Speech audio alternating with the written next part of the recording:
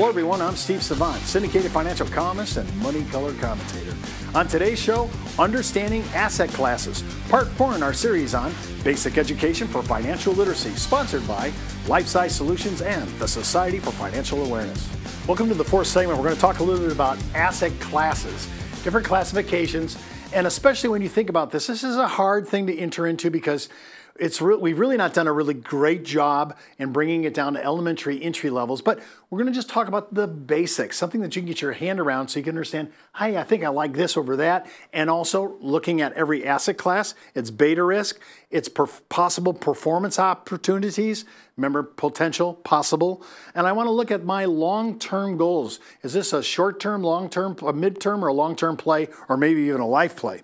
Now I want to look at, again, why asset allocation, so we can get into the classes. Why is it so important? The selection of the asset mix is one of the most important determinants of long-term investment performance.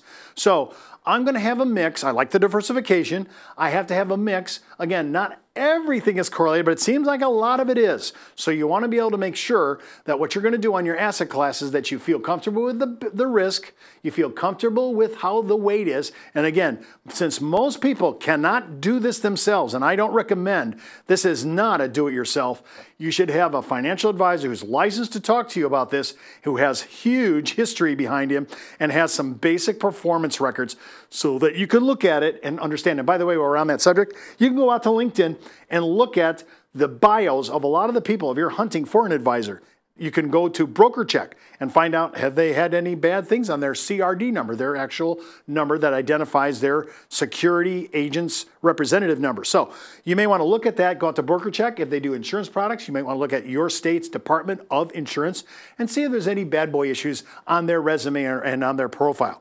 But when I'm looking at this, the importance of asset allocation, I want to be able to do this because I can't do perfect security product selection. I just can't.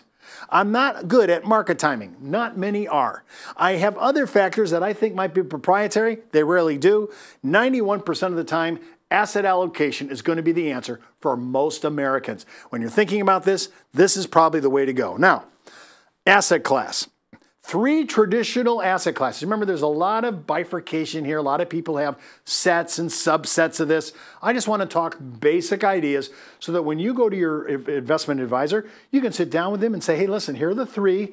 Here's what's going on. You have a basic understanding so you can actually talk. Remember, it's your portfolio. They're helping you steer. They're asking you your questions. They're helping you put together a good portfolio. But ultimately, it's really your money and it's your decision. So you want to understand some basics. Stocks. They tend to be involved in higher risk, but they have conversely provided higher returns. Some people say, I have a long-term plan here. If this is retirement money we're talking about, and I'm 35, I may have another 35 years because I think we're going to be retiring at age 70. So people that are young people today that are millennials, the odds are high you are going to be retiring at age 70. Unbelievable.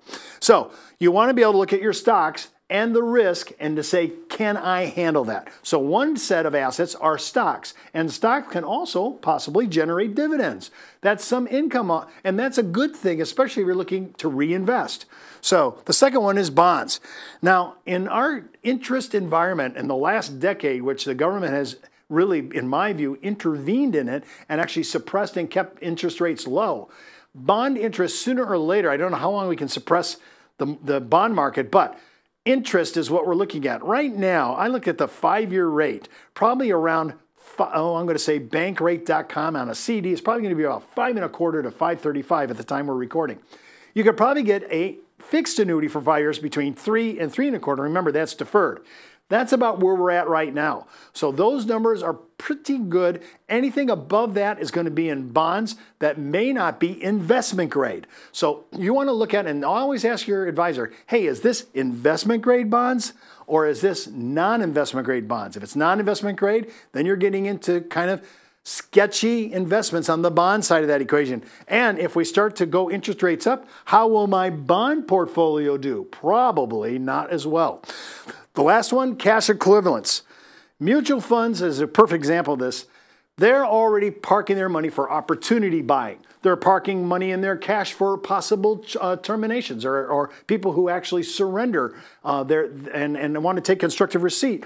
And so they always have to keep money in some kind of cash equivalent. People all the time they have to think about, how is a client going to come to me? You might see some mutual funds 20-25% in cash because of the volatility of the market and the possibility of the owners surrendering or taking parts of their money out. You just don't know. So you have to keep some kind of cash equivalents. They do it. I've tried to learn, I need to keep some cash equivalents. So I might have basic CDs, money market accounts, very short-term annuities, very short-term CD accounts, trying to keep as cash equivalent as I can and trying to look at the possibilities of, if I am in a CD, what's the surrender charge? If I am in an annuity, what's the surrender charge? If I'm purely trying to stay liquid and have cash assets, it may be the bank. The problem is the bank's not paying very much right now. Finding the right mix, and it's tough. You have to have expectation. What is your expectation? Now, I have some pundits out there that are saying the market has done 12% from some years, some 3 or 4 decades ago, and I'm wondering if the actual financial community, the economics of it all, has it changed with globalization? Has it changed with our tax bills, our tax bill that we have coming up to try to pay off our indebtedness, which is now $20 trillion, and that does not include obligations at the federal and state and military level for all those people that are going to get pension money. So I don't know. To me, when I'm looking at this, I got to look at what my expectations for real returns are in a market like this. Is it really 12? Probably not. And if it's 8%, that's maybe the nominal rate. I still have expense loads to pull off of that, inflation, my registered investment advisor's fee. So I just want to look at what's reasonable. What's reasonable for my risk. I'm taking a risk.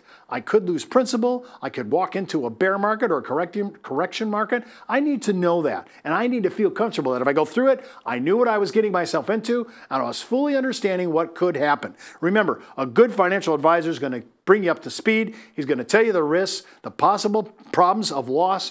He's going to be very honest. The good ones are really good. And you may say, you know, I could live with 5 or 6. Might lower my risk tolerance, get down to where my risk tolerance is. I might want not to be so greedy at 8 and 10%.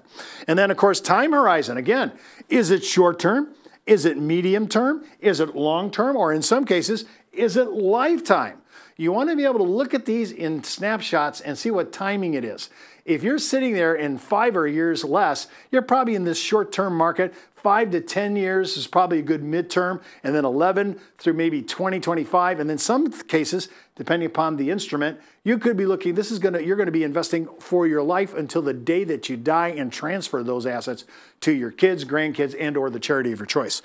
Risk tolerance, if you have not taken a risk tolerance test, again, it's not pure science, but it's a good indicator. It's a good place to start. If you haven't built a financial portfolio yet or a profile for yourself, this is a good place to start. I'd get life expectancy test, risk tolerance test. I'd get my budget in line, basic stuff before I head out and try to recruit an advisor to help me. I want to be able to have the basics online. I have to know my propensity for risk. One thought. I have a young man, 35 years of age. That young person just has no propensity for risk. Neither does his wife. I can show him the Ibbotson chart and show him the increase all those days, and I can try to hold their hand through the risk, the bear markets and corrections, but it doesn't help them. They just don't have the stomach for it. So I have to be conservative. I have to really watch what I talk about because they don't have the psychological makeup for loss. And even though they have all these years for the market to recorrect and fix it, I can't give it to them because they don't fit the financial profile for long haul thinking when it comes to the market itself. The volatility is too much. It messes with their emotions and their feelings, and I can't have that, and they can't live with it. What's my investment profile? Well, many factors must be considered when choosing the asset allocation for any investment profile. Each investment should have funds allocated for the purpose of the investment only. What's my goal here? What am I trying to get done? What's the purpose of this? Sometimes, a lot of people when we're in retirement, and I'm in retirement age, I'm not in retirement, I can see where I want to stay in, and I do. I have some monies in the market still. Not all of it is now sitting on the sidelines. There's some in the market. Part of that is to go ahead and keep a little bit of inflation, keep the purpose. That's my purpose for being in there. I need a little edge in my portfolio. So I want to be able to move that money over in certain areas. What's your reasoning for doing it? So always say, why am I doing this? And have your advisor walk you through the definitions of why you're doing it and why you repurpose certain investments for other positions. And then the following are some of the examples and some of the questions that we're going to get into the fifth segment, which will walk you through the basic questions that you need to know. Again, not science, but they give you a good indication of where to start and help you as you're walking through your learning process. And don't forget to watch our next segment, Developing a Financial Profile, Part 5 in our series on Basic Education for Financial Literacy. And keep in mind, before moving forward with any ideas on our show, always check with your tax consultant, legal counsel, or your financial advisor. You've been watching Steve Savant's Money, the name of the game.